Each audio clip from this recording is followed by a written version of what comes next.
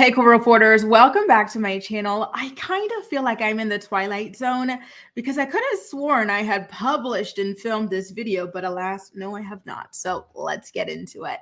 So in episode 3 of the Family Chantel season 5, we start off with her mother, Karen, taking Chantel and her sister Winter to the wig store, and she insists that they only refer to her as Queen Peluca over there, which is wig in Spanish. She is always up to her old tricks, and it is just hilarious.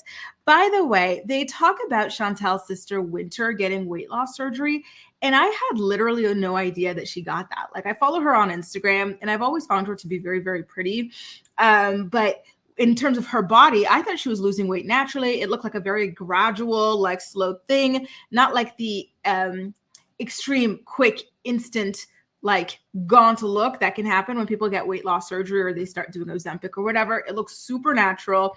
And yeah, I feel like now with the new habits and the new stomach or whatever, she will be able to maintain her results or even go ahead and lose even more, whatever she wants to do. And so congratulations to her. I think that's very lovely. So Karen at this point, or should I say Queen Peluca, announces to Chantel at the wig store that she and Chantel's dad had talked to a private eye about Pedro, and that there's someone named Alejandro who wants to give them some more information and actually wants to meet with Chantel in person to pass on that information. And the PI also found out that Pedro and Caraima dated in the past, and so basically, that's a big deal because it means that Pedro had lied about never having had a girlfriend before Chantel. So if he lied about that, what else is he lying about? I do have to say, though, that I felt a little bit bad for Chantel in this moment because, you know, she was talking about how painful it is for her to keep on talking about her ex-husband. She just wants to move forward with her life. So she doesn't understand why her parents went and spoke to a private investigator or anything like that. The more she hears about him, the more painful this entire separation is, which I totally understand. The last thing you want to hear about, you know, in the midst of a divorce or a breakup or whatever, is your ex all the time, right? So Chantel, I totally get you on that front. And I really felt for her, though I understand her mom's perspective and trying to get to the bottom of who this guy really is, you know, under all of these lies. By the way, you guys, if you are enjoying this recap, please do make sure to give the video a thumbs up or subscribe to my channel for more videos like it, okay? So we also found out that Pedro had actually been dating his coworker that he told Chantel not to worry about. Chantel had been even speaking to this coworker on her own, and the coworker was insisting to Chantel that there was nothing between she and Pedro this entire time. Honestly, people like that creep me out and turn my blood cold. The ones that'll lie to you to your face, knowing that this situation distresses you. It's just really gross. It's just so manipulative, so creepy. Like, there's billions of men on this planet.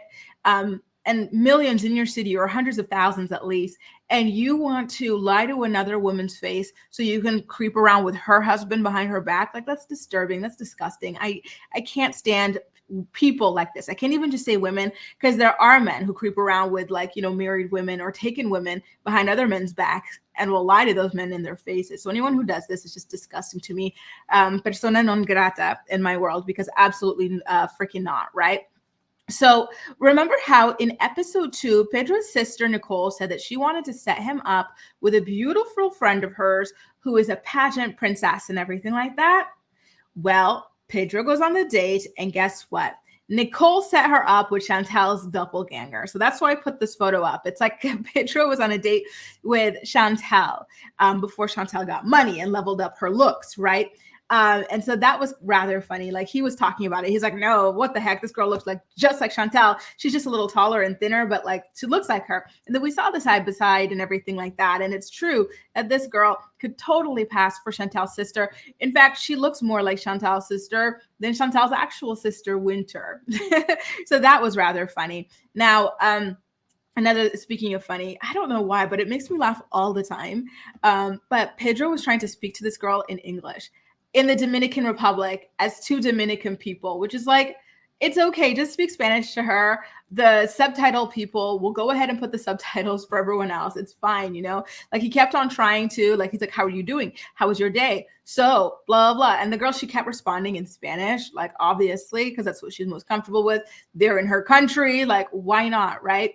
And so eventually he gave up and started speaking to her in Spanish as well. I wonder why he does that. I'm going to have to look into it. Maybe sometimes producers try to encourage them so that they have less work in the translation department or something. I'm not sure, but I do find that to be rather funny every time it happens. Pedro talked a lot about Chantel. So you could tell that like this divorce and his ex-wife are still very heavily on his mind. And that obviously turned this girl off. No one wants to hear about someone's ex-wife consistently throughout their first date. And then he even joked about, you know, do you eat chicken feet? Because my ex-wife and her family were disgusted when we presented them with chicken feet. And they really, you know, negatively or harshly judged our culture for that. And this girl, of course, Chantel 2.0 eats chicken feet, of course, because, you know, it's more normal for her in her culture, I guess. But yeah, that date was basically a bust. So next up, Chantel, her mother, and her sister all go to a pole dancing class, or maybe it was just Chantel and her mom. I can't remember. And they get all like dressed, all these tight clothes. And I gotta say, Chantel and her mom have some banging bodies, like whoop, whoop, whoop. What time is it? Because the hourglass will let you know, right? Like they have really banging bodies. And so they're just, you know, zipping it and doing it on the poles and whatnot. And Chantel, it says that it's something that she used to love to do, but Pedro made her stop because he said that like it's not a very wifely activity. Married women shouldn't be doing that.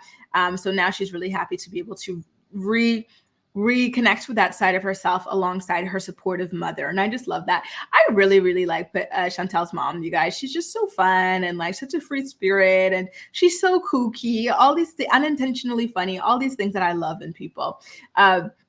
Now, guess what? We come to find out that all sorts of men have been shooting their shot at Chantel since it came out that she divorced Pedro. So I did hear the rumors about Drake, but it seemed like she confirmed it on the show. She also says that there are actors, football players, and baseball players shooting their shots at her.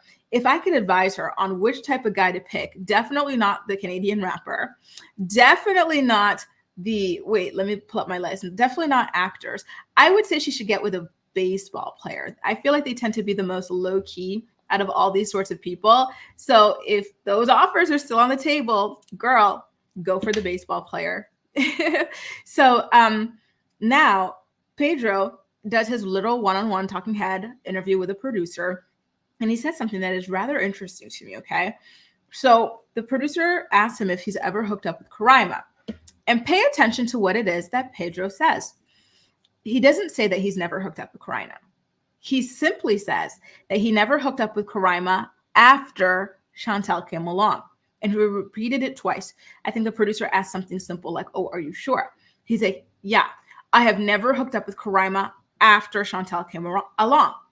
So you had hooked up with her before, and you had her all up in your wife's face. You were dancing with her, bumping and grinding, laying it low and spreading it wide on TV with this girl that you had hooked up with before Chantel came along, and she had no idea. This truly is a terrible person, you guys. Like the mental anguish that he put Chantel through, the amount of gaslighting between this situation, the real estate colleague situation is just plain disturbing.